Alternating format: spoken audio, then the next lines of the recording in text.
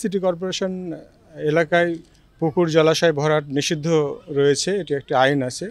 তো এটা আমরা যখন সংবাদ পেয়েছি যে এখানে একটি পুকুর ভরাট করা হচ্ছে, তাৎক্ষণিকভাবে আমাদের জেলা ম্যাজিস্ট্রেট, পরিবেশ অধিদপ্তর, আমাদের এসিল্যান্ড এবং অন্যান্য যা পানি উন্নয়ন বোর্ড, সিটি কর্পোরেশন সবাই এখানে মোবিলাইজ হয়েছে এবং এই ভরাট কার্যক্রমটি বন্ধ করা হয়েছে। শুধু বন্ধই না, এইটি পুকুরটিকে পূর্বের অবস্থায় ফিরিয়ে আনার জন্য আপনারা দেখছেন এক্সকাভেটরও কাজ করছে এবং এটি পূর্বের অবস্থায় ফিরিয়ে আনা হবে।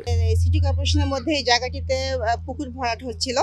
আমরা খবর পাওয়ার পরপরই আমাদের সদর বিভাগীয় কমিশনার স্যার এবং জেলা প্রশাসক স্যারের নির্দেশনা মোতাবেক আমরা এখানে পরিবেশ অধিদপ্তর, সহকারী কমিশনার ভূমি আছে এবং আমাদের পানি উন্নয়ন বোর্ড, সিটি কর্পোরেশন, আমরা সম্মিলিতভাবে আজকে এই আমাদের অভিযান পরিচালনা করছি এবং পুকুরটি আমরা পুনরায় যাতে পূর্বের অবস্থায় ফিরিয়ে নিয়ে আসতে পারি সেই জন্য আমাদের এক্সকাভেটর দিয়ে পুনঃখনন করা হচ্ছে।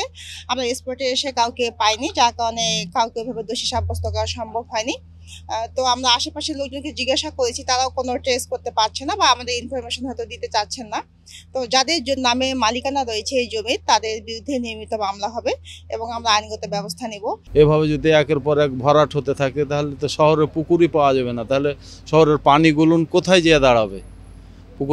পুকুরে ভরাট করা ঠিক নয়। আমি 2014 সালে এই রিটটা করেছিলাম মহামান্য সুপ্রিম কোর্টের হাইকোর্ট ডিভিশনে।